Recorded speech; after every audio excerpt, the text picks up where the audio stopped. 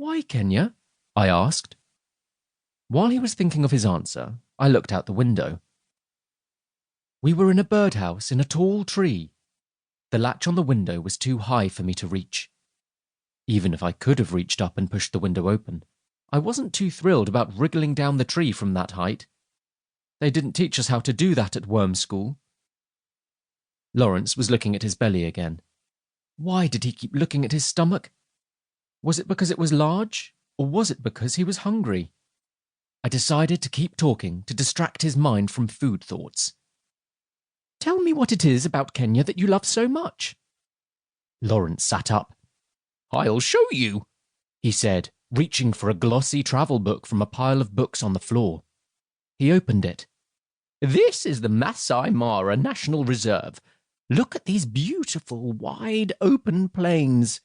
There are so many animals that live in the nature reserves in Kenya. You just don't see animals like that around here." Laurence flipped through the pages with photographs of lions, elephants, zebras, and wildebeest. He stopped at a page that had pictures of pink birds with skinny legs. "This," he said, slamming his wing on the page dramatically, "is why I need to go." Laurence looked at me. "Do you see what I mean?" "Yes," I said, nodding in agreement, pretending to understand what he meant. "Thank you. I'm glad you can see it too. That I am actually a flamingo." "A flamingo," I repeated firmly, trying my best not to laugh out loud. Laurence doesn't look anything like a flamingo. He looks like a chicken. "I don't belong here with ordinary birds. I belong here." He paused to read the caption at the bottom of the photograph. "In the Lake Nakuru National Park with other flamingos. That is my real home, and it is the only place where I can truly be happy."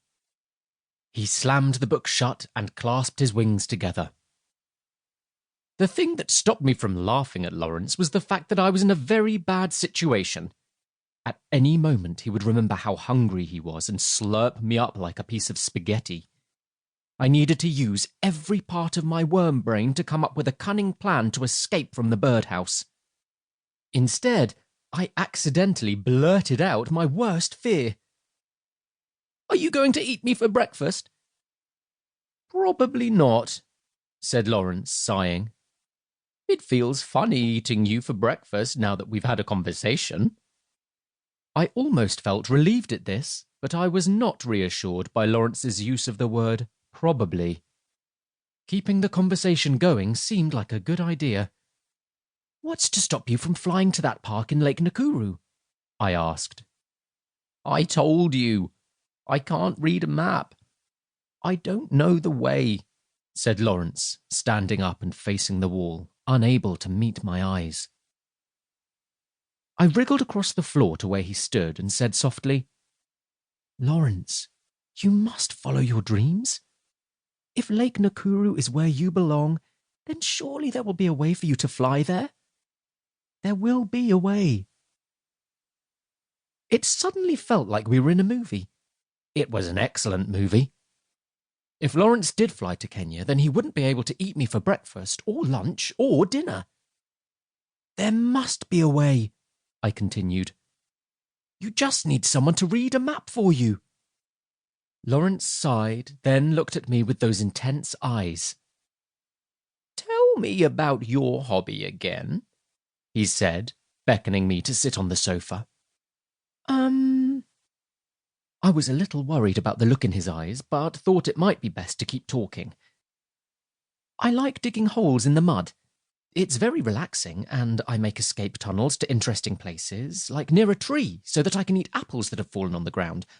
Or near the compost heap, which is fun. It's a bit like going to the beach, and—" "Don't you get lost when you're underground?" asked Laurence, interrupting me. "It must be quite dark down there." "No, I always know where I am. I just kind of feel it." "That's that, then," said Laurence, laughing triumphantly and clapping his wings together. "That's what?" I asked.